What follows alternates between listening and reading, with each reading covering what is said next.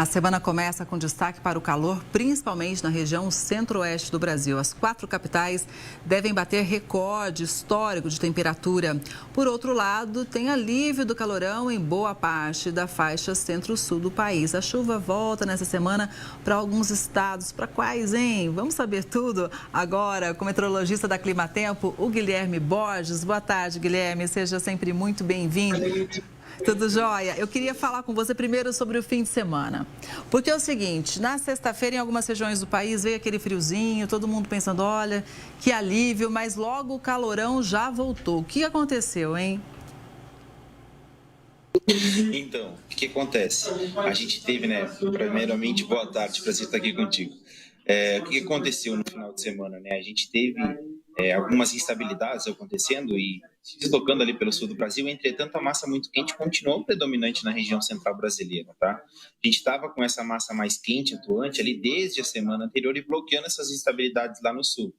E o que aconteceu? Ela seguiu, teve essa frente fria que trouxe até um alívio para as temperaturas aqui na região sudeste, por exemplo, né? Partes do centro-oeste e no sul também, mas para a região ali mais Mato Grosso, Goiás e Brasília seguiu muito quente. E esse exemplo foi que, né, o Goiânia chegou aos 44,5 graus, né, no final de semana, temperatura extremamente alta, né? Foi uma das maiores temperaturas registradas no ano. Cuiabá também teve seu recorde quebrado, né, chegando a 44 graus também. Então, consequentemente, foi uma sequência de temperaturas muito elevadas nessas regiões centrais brasileiras, justamente pela atuação dessa massa de ar mais quente. E as outras regiões, as instabilidades caminharam e deixaram, pode-se dizer assim, as temperaturas um pouco mais amenas ao longo do final de semana. Pois é, mas o calorão voltou com tudo para várias regiões do Brasil, então, né? Então o que aconteceu? A gente tem essa chuva que passou, né, principalmente pelo final de semana, teve essa massa fria, a massa fria começou a se afastar, as temperaturas começaram a se elevar novamente, mas o que eu te adianto é que não deve continuar por muito tempo essa elevação, tá?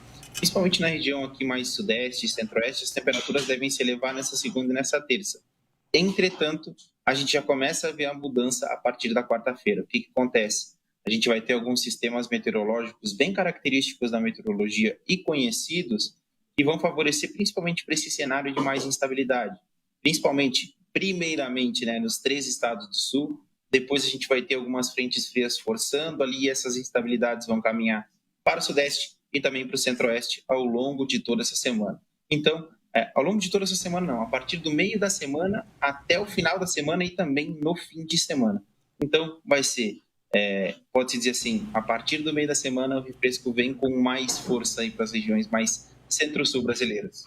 Guilherme, o pessoal está me pedindo para colocar imagens ao vivo da Avenida Paulista. Olha só, você confere imagens em tempo real aqui no Conexão. Máxima para hoje, 26 graus. E o pessoal quer saber o seguinte, o que vai acontecer em São Paulo, que sofreu demais com calor também, com fumaça, com altas temperaturas?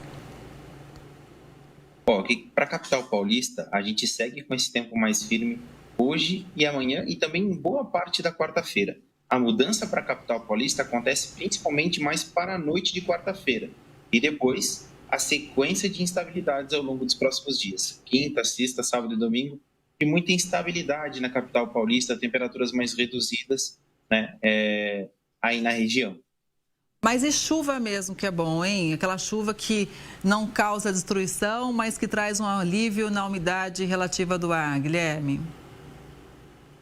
É essa mesmo que está chegando a partir de quarta. Como eu te falei, a gente vai ter vários dias de chuva consecutivos, tá? É aquela chuva característica, a primavera começando a dar as caras, tá? Querendo aparecer.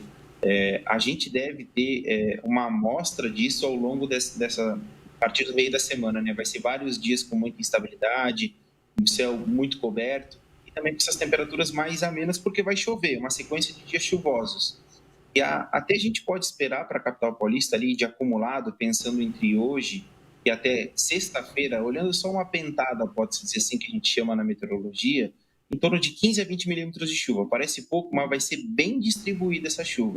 Quando a gente pega todo o final de semana, os acumulados já são mais significativos. Podem variar entre 30 e 40 milímetros de chuva do meio da semana até segunda que vem. Então, querendo ou não, é um valor de chuva um pouco mais elevado comparado à seca que a gente vem vivendo ao longo dos últimos meses.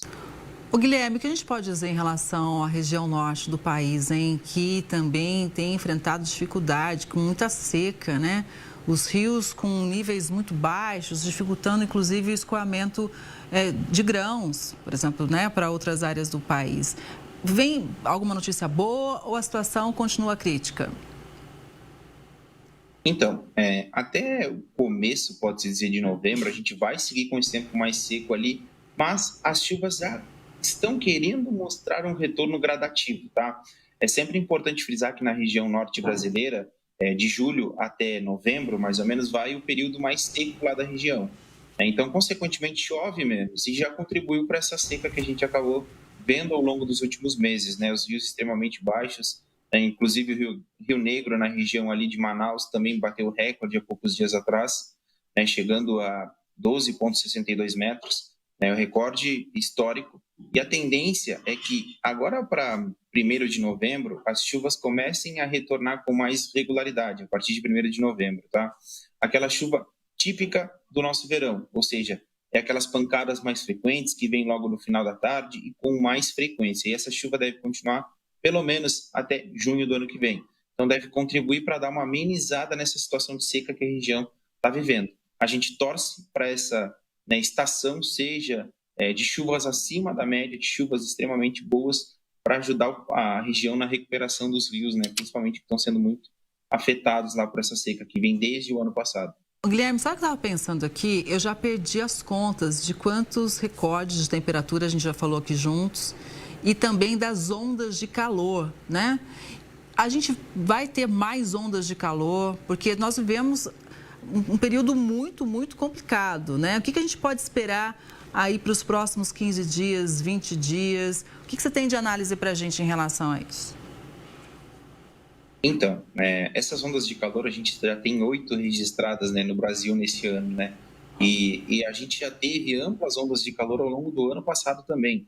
A gente teve essa característica, pode-se dizer assim, mais exacerbada no nosso clima, né? E a gente não pode dizer, é uma coisa que eu sempre bato na tecla, né?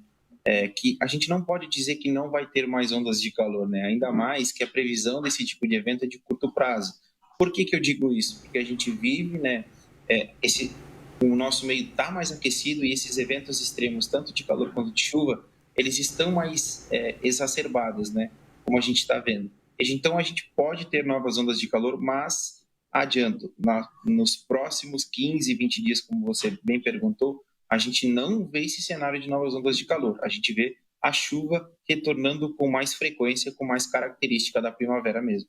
Pois é, e a gente torce para isso, né? As plantas agradecem também e os rios mais ainda. Guilherme, muito obrigada, viu, pela sua análise. É sempre legal ter você com a gente aqui no Conexão. Uma boa tarde e até a próxima. Obrigado, prazer estar aqui contigo.